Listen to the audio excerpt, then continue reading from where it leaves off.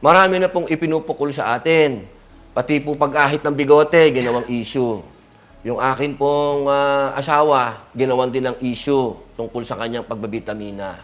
Pati po yung issue na ayaw ko mag-Ingles na napunta pa sa I move. Ang dami pong ibinintang sa atin pero wala po isa dyan tungkol sa pagnanakaw. Hindi po tayo kailanman na pinagbintangan sa usapin niyan. Ako po ay walang absent sa Senado.